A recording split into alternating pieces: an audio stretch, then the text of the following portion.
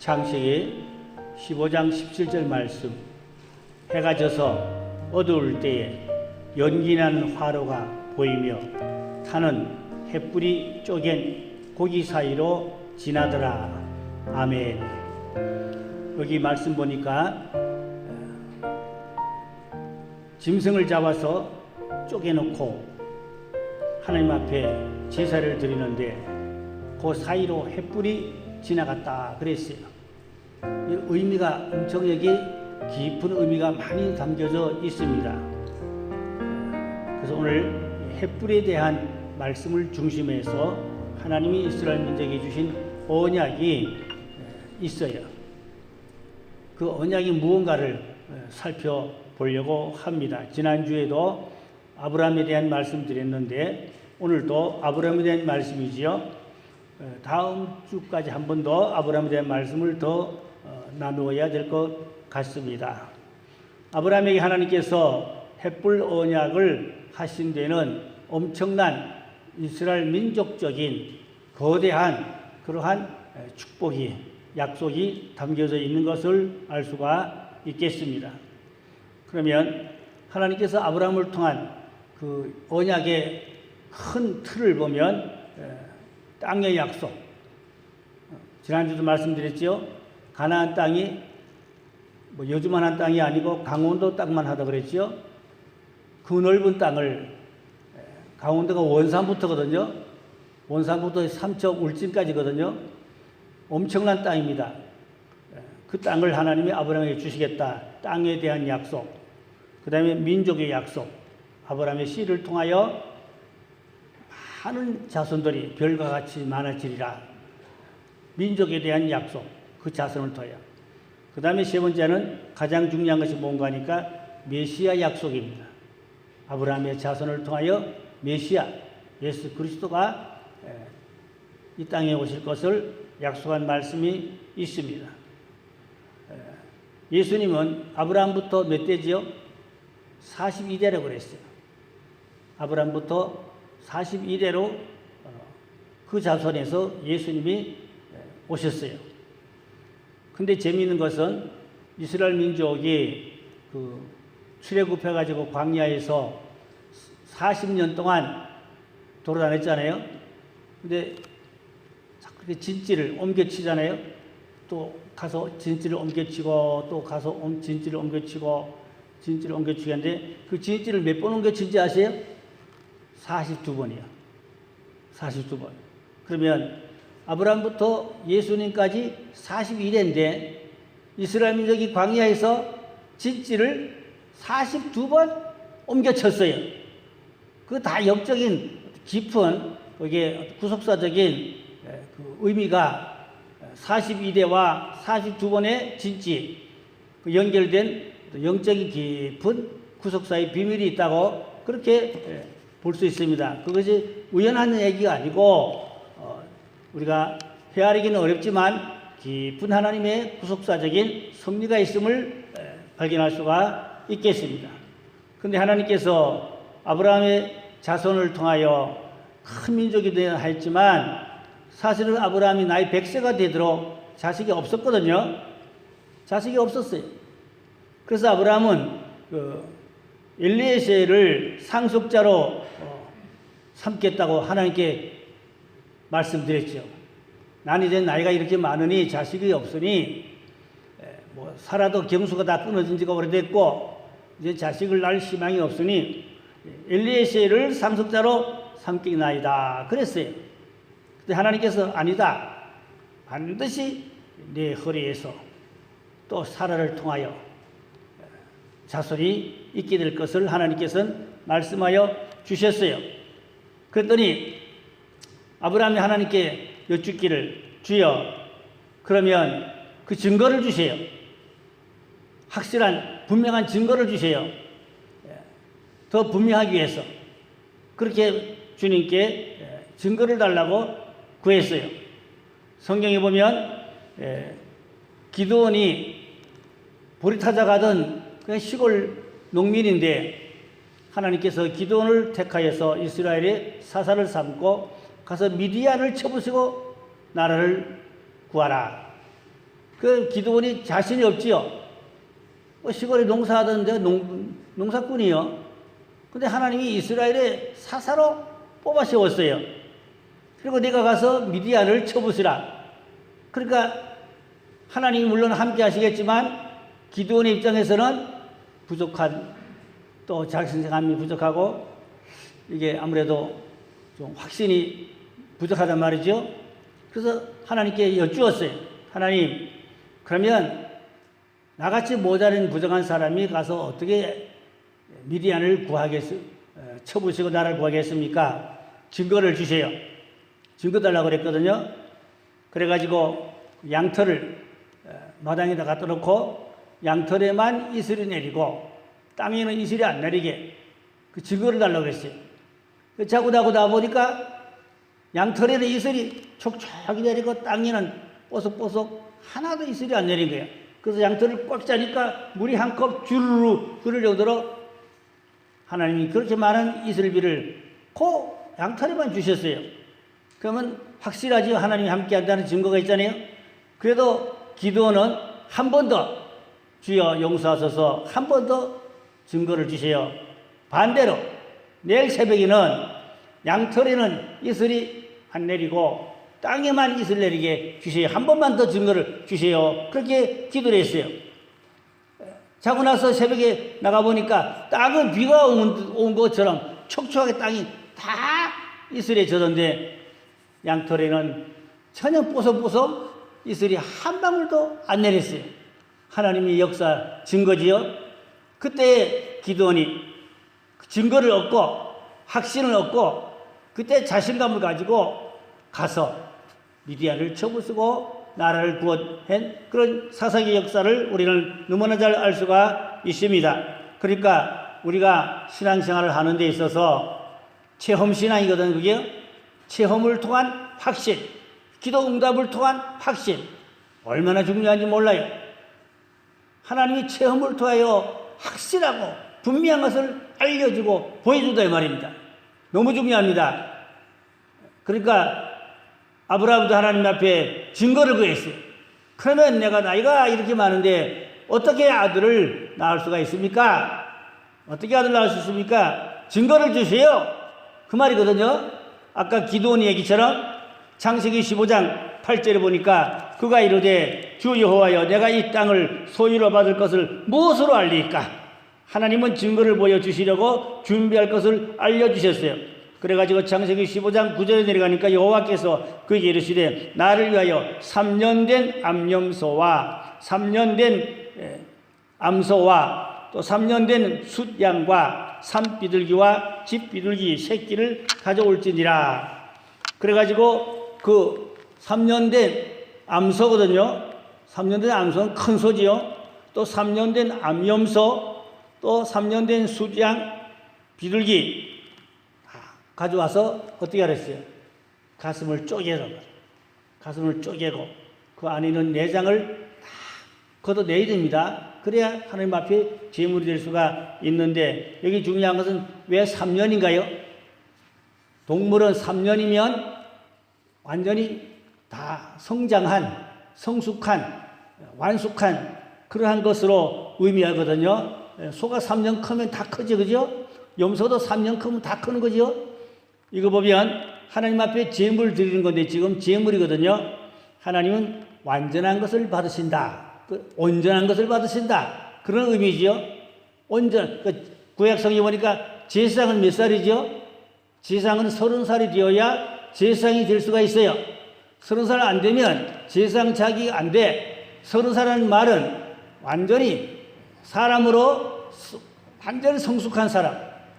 완전히 성숙한 사람을 의미하거든요. 30살은요. 그래서 30살 돼야 제사장 될 자격이 있고 예수님도 그래서 30살부터 공식하게 전도 활동을 시작하였던 것입니다. 또 그리고 이 송아지와 염소와 또 이런 수장 이러한 것들을 다 절반 가슴을 쪼개서 속인 내장을 지저분한 더러운 걸 다 제거해야 되거든요. 그래가지고 그 쪼갠 것을 양쪽으로 놔요. 이쪽으로 놓고 이쪽으로 놓고 양쪽으로 놓는단 말이에요.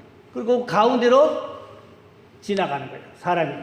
지나가는 것은 뭘 의미하냐? 하나님의 언약과 약속을 의미하는데 여기에 무슨 의미가 있는가 하면은 만약에 하나님과 그 약속하고 언약한 것들을 지키지 않으면 쪼개버리겠다.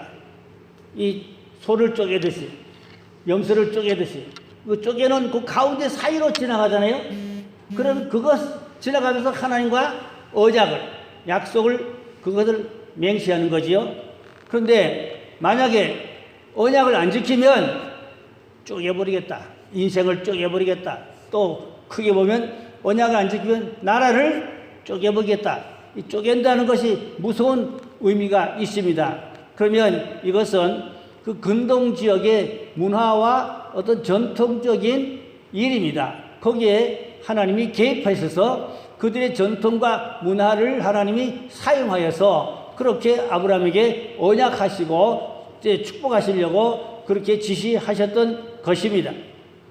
그래서 언약을 지키면 축복이지만 언약을 지키지 않으면 어떻게 된다고요?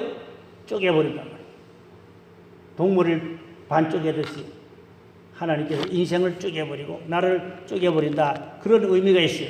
창세기 15장 10절에 보니까 아브라함이 그 모든 것을 가져다가 그 중간을 쪼개고 그 쪼갠 것을 마주 대하여 놓고 그 새는 쪼개지 아니했으며 이 새도 집비둘기가 있고 산비둘기가 있거든요.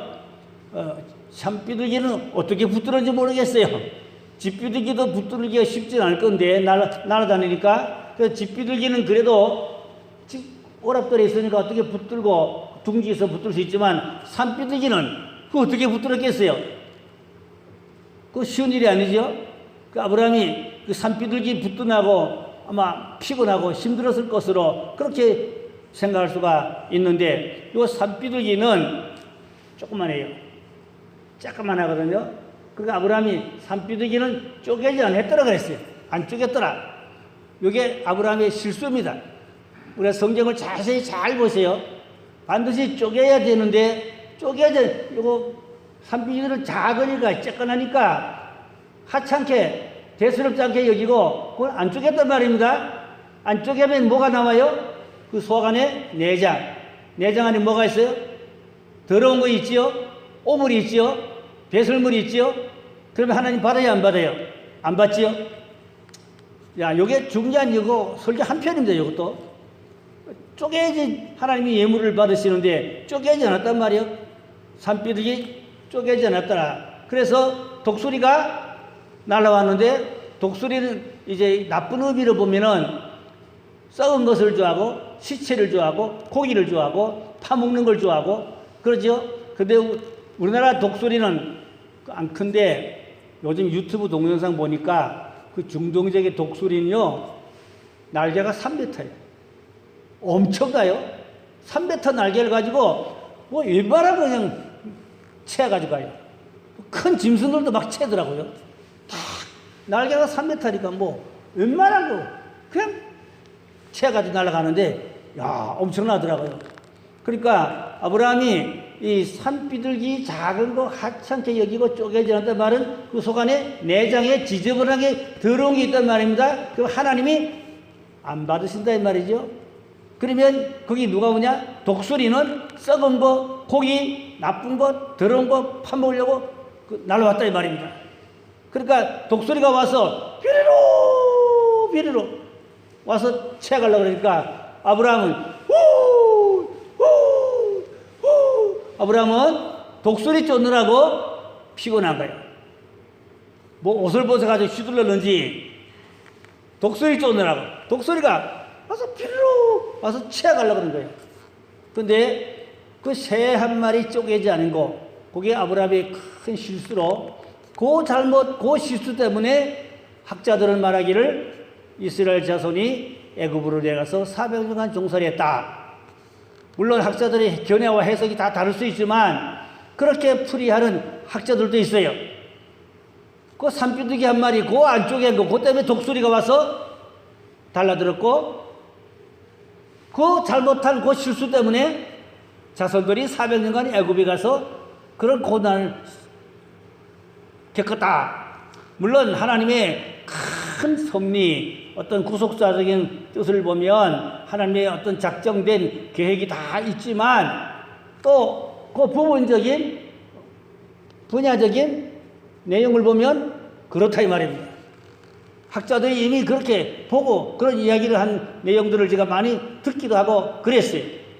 그러니까 무슨 말이냐, 우리가 하나님 앞에 예물을 드리고 기도하고 하나님 앞에 우리가 제사를 예배를 드리는데 작은 것 하나도 소홀히 여기지 말자. 작은 것 하나 소홀히 여기지 말자. 그리고 그 속의 내장엔 지저분하고 더러운 게 있잖아요. 그건 죄란 말이죠. 죄. 꾸려내는 죄란 말이죠.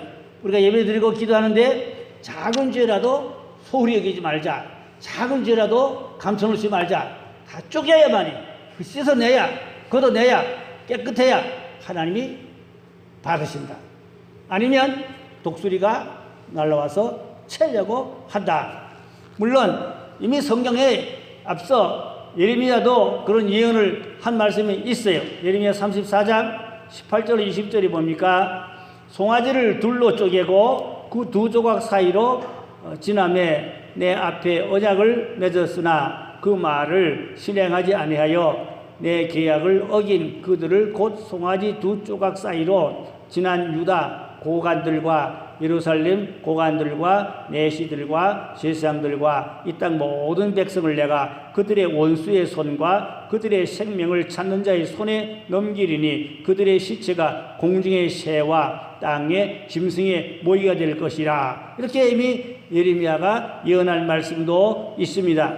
그래서 유다 백성들이 언약을 지키지 않았으므로 칼과 전염병과 기근으로 하나님이 쪼개시고 또 바벨론의 군대의 손에 넘겨서 쪼개시고 이스라엘 민족도 남과 북으로 쪼개시고 바벨론에 끌려서 쪼개시고, 그러니까 언약을 안 지키면 어떻게 된다고요?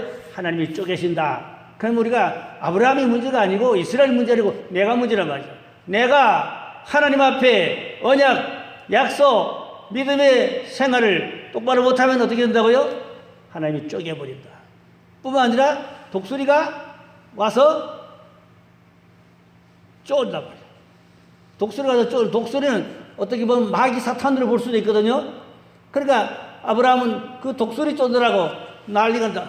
독수리 쫓느라고 막 독수리 쫓느라고 옷 벗어가지고 휘둘리며 독수리가 그 재물에 파먹지 못하도록 아브라함이 그렇게 수고를 했다. 그 말인 것입니다. 그래서 솔개는 그 식성이 좋고 또 힘이 좋고 그래서 뭐 조금이면 쉽게 놓지 않고 파먹고 그러는 아주 짐승으로 우리가 볼 수가 있는데, 하나님께서 언약을 안 지키면 독수리가 날아들어서 쫓듯이, 우리가 하나님과 약속을 안 지키면 소홀히 여기면 독수리가 날아들어서 쫓듯이 또 짐승을 쪼개듯이 우리에게 뭐가 와요?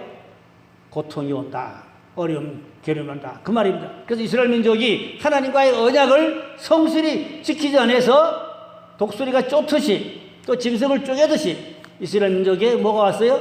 고난이 왔다. 어려움이 왔다. 그 말씀인 것입니다. 그래서 제가 말씀드리는 요지는 이스라엘도 중요하지만 아브라함도 중요하지만 내가 하나님 앞에서 작은 거 하나 소홀히 여기고 쪼개지 않으면 독수리가 날아온다.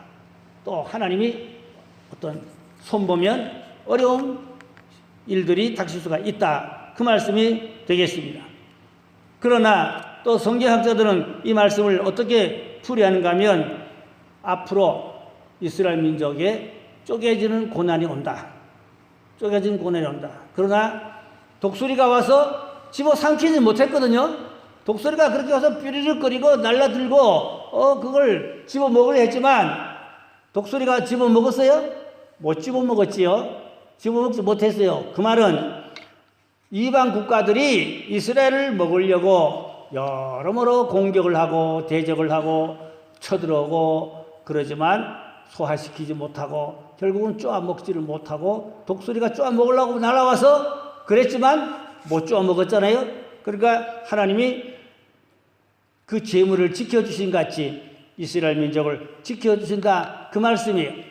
그걸 이제 전에도 말씀드렸지만은 이스라엘 사람들은 그래서 요나 백성이다. 요나가 고기 뱃속에 들어갔지만 고기가 소화시키지 못하고 토해놨잖아요. 토해놨어요. 어떻게 3일간 사람이 고기 뱃속에서 살 수가 있어요? 소화가 안 돼요? 그것은 하나님의 역사인데, 그래서 그 집어먹었던, 요나를 집어먹었던 고래가 얼마나 괴롭고 힘들면 3일을 못 견디다가 결국은 무태다 쏟아내놨는데, 이걸 가지고 이스라엘 민족은 요나 백성이다. 그래가지고 어떤 강대국이 이스라엘을 먹고 삼키고 그래도 소화시키지 못하고 결국은 토해 놓는다. 그게 요나 백성이라 그 말입니다. 그러니까 유대인들은 요나 백성이라는 그 자부심과 긍지가 하늘을 찌른다고 합니다. 그래서 역사적으로 보니까 애굽이 이스라엘을 삼켰다가 토해놓고, 블레셋이 이스라엘을 삼켰다가 토해놓고, 아수르가 이스라엘을 삼켰다가 토해놓고, 바벨론이 삼켰다가 토해놓고, 미대와 바사가 삼켰다가 토해놓고, 헬라가 삼켰다가 토해놓고, 또 그러고 마지막으로 로마가 삼켰으나 소화시키지 못하고 토해놨다. 역사적으로 그렇게 해석을 하고 있습니다. 그래서 아브라함이 솔개를 쫓느라고 고생도 많이 했고, 또 그 방부 새 한 마리 산비둘기 쪼개져내서 또 그러한 어려움도 겪었고, 정말 이 안에 햇불 언약이라 그러는데, 하나님의 물론 성실한 계획과 구속사의 섭리는 반드시 이루어지지만 사람은 감당해야 될 뭐가 있어요? 어려움이 닥치고 고난이 닥치고 징계가 닥치고 여러 가지 힘든 일이 닥칠 수가 있다 그 말입니다. 하나님이 저와 여러분을 구원하는 것은 확실하고 틀림없겠지만, 우리가 산비둘기 쪼개지 않으듯이 하나님과 언약의 관계를 분명히 하지 않고 성실히 지키지 못하면 고난이 닥치고 어려움이 닥치고, 그래서 우리가 어려움이 닥치고 고난이 닥칠 때 원인이 무언가를 살피고 하나님 앞에 기도하는 자세가 필요한 줄로 믿습니다.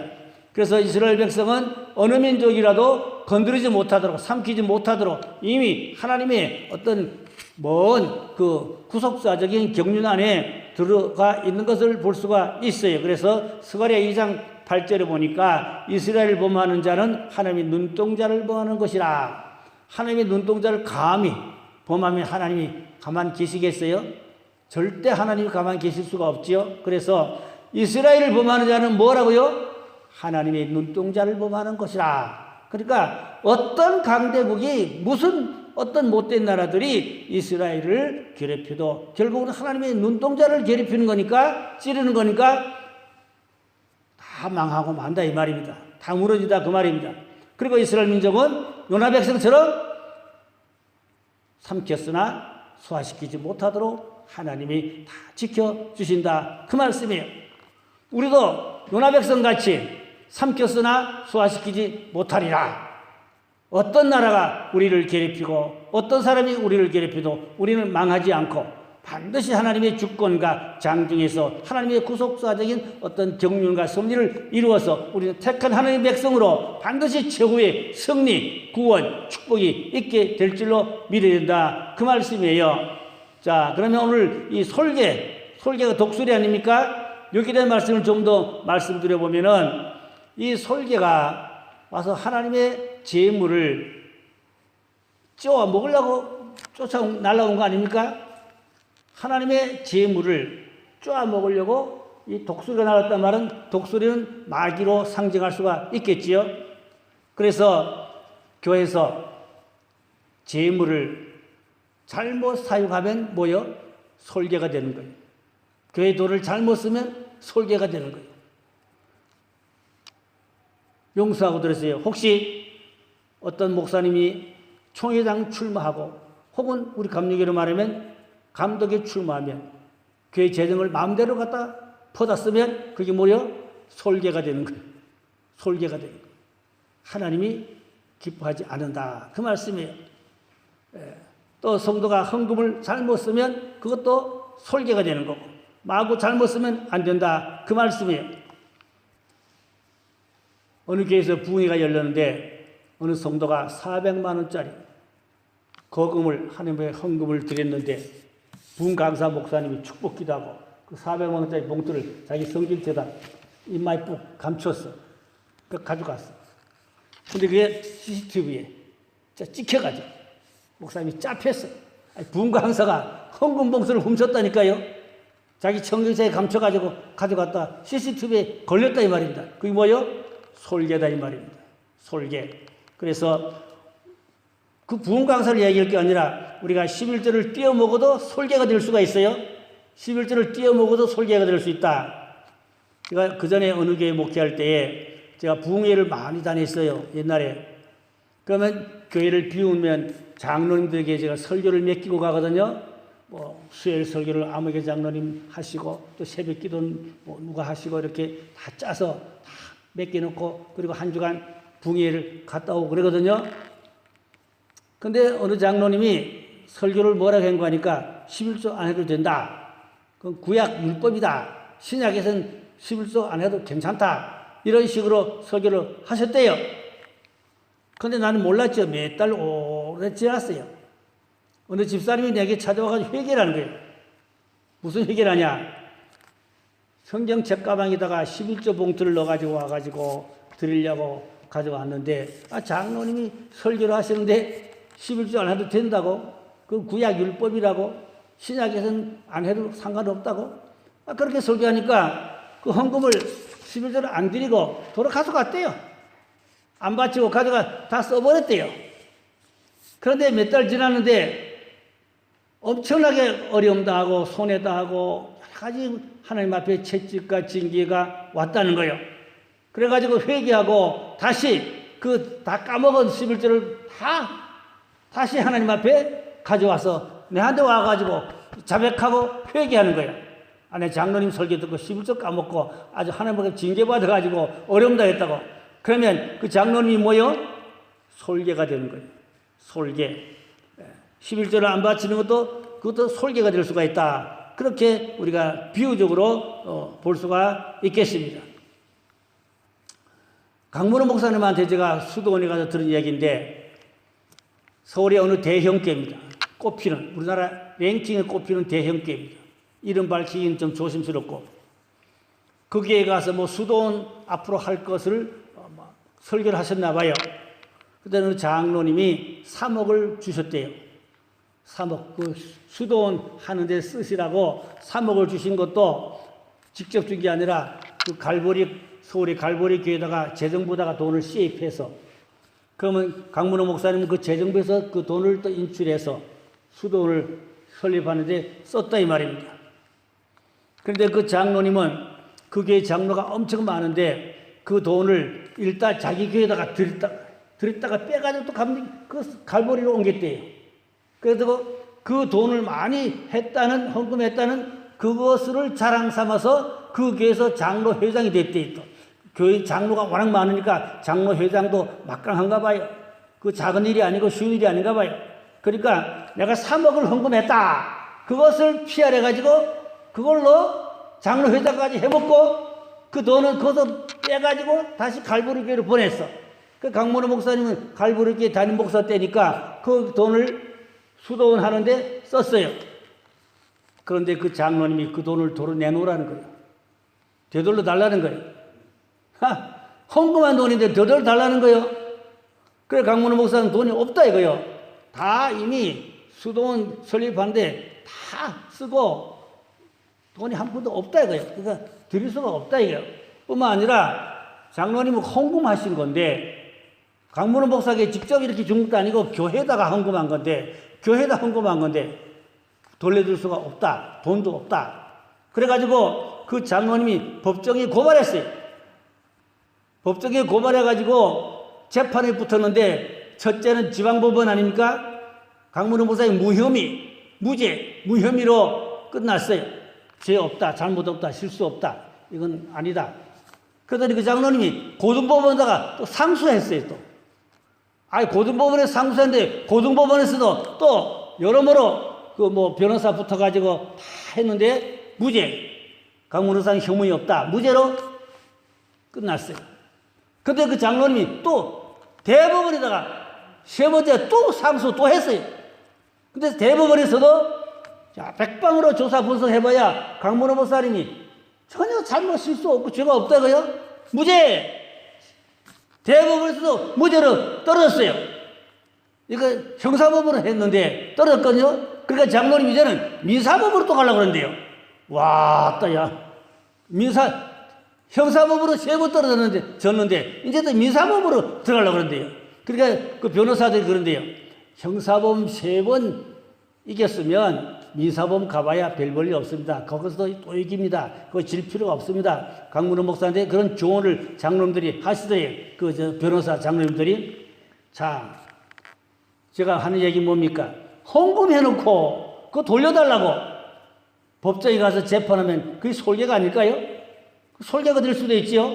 자, 창세기 15장 11절에 봅시다. 솔개가 그 시체 위에 내릴 때에는 아브라함이 쫓았더라 그랬고, 또 창세기 15장 12절에 가니까 해질 때에 아브라함에게 깊은 잠이 임하고 흑암과 두려움이 그에게 임하였더라 그랬는데, 아브라함이 새 잡아다가 또 짐승 잡아다가 그 쪼개고 그 하느라고 또 솔개 쪼느라고 얼마나 힘들었는지 저녁이 되니까 녹초가 돼서 또 다운돼 가지고 이제 피곤해 가지고 깊이 잠들었고 흑암이 깜깜해졌더라 그랬는데, 아브라함이 고달프고 힘들어서 그런 것도 있지만 깊이 잠들고 캄캄함이 오고 두려움이 맺다 그랬는데, 주석가들은 말하기를 장차 이스라엘에 닥칠 어떤 불운한 사건들, 이스라엘 민족이 닥칠 어떤 불행한 일들, 그런 것들로 예언하고 있는 걸로 그렇게 이제 그 주석가들이 성경을 풀이하고 있습니다. 그게 결론은 뭡니까? 애굽에 가서 400년간 종살이하고 애굽에 가서 400년간 짓밟히고 그냥 고통당하는 그런 그 내용들이 다 아브라함의 이 햇불 언약 쪼개고 독수리 쫓고 피곤하고 깜깜이 임하고 두려움이 임하고 그 안에 다 들어있다 이 말입니다. 그러니까 하나님이 직접 말씀 안 하는 것 같지만 그 사건 속에 하나하나 학자들이 분석해보면 이스라엘의 역사가 다 담겨 나오고 묻어 나오고 미래 예언적인 내용들이 그 안에 다 들어있다는 것을 알 수가 있겠다. 그런 말씀이 되겠습니다. 창세기 15장 13절로 16절에 보면 너는 반드시 알라 네 자손이 이방에서 객이 되어 그들을 섬기겠고 그들은 400년 동안 네 자손을 괴롭히리니 그들이 섬기는 나라를 내가 징벌할지며 그 후에 네 자손이 큰 재물을 이끌고 나오리라. 너는 장수하다가 편안히 조상에게로 돌아가 장수될 것이요 네 자손은 사대 만에 이 땅으로 돌아오리니 이는 아모리 족속의 죄악이 아직 가득 차지 아니함이었더라. 이 햇불 언약 속에 들어있는 예언이 크게 좀 더 구체적으로 분석해보면 7가지가 있어요. 그건 이제 오늘 다 말씀 못 드리고 다음 주에 또 말씀드리겠는데, 첫째, 이 하나님의 언약 속에 400년 동안 애굽에 가서 종살이 한다는 말씀이 성경에 창세기에 있어요. 그 다음에 하나님이 애굽을 벌내리고 징벌하고 거기서 이스라엘 민족이 해방되어 출애굽에 나올 것도 이미 하나님께서 다 예고해 주시고 계신 것입니다. 그래서 왜 이스라엘 민족이 애굽으로 내려갔냐? 소수의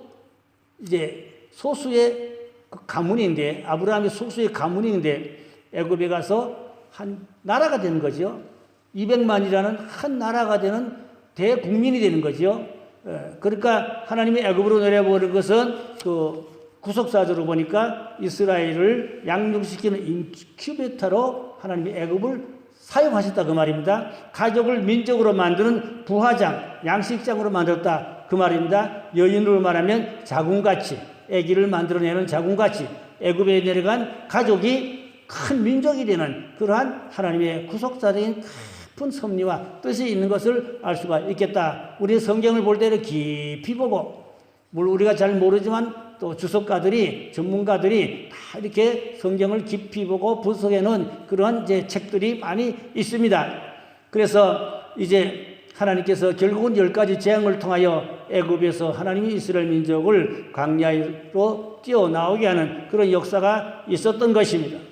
그래서 우리가 성경을 폭넓게 깊이 보는, 하나님의 경륜으로 보고 섭리로 보고 구속사로 보고 이런데 성경을 보는 눈이 열리기 바랍니다. 성경을 보는 눈이 열려야 돼요.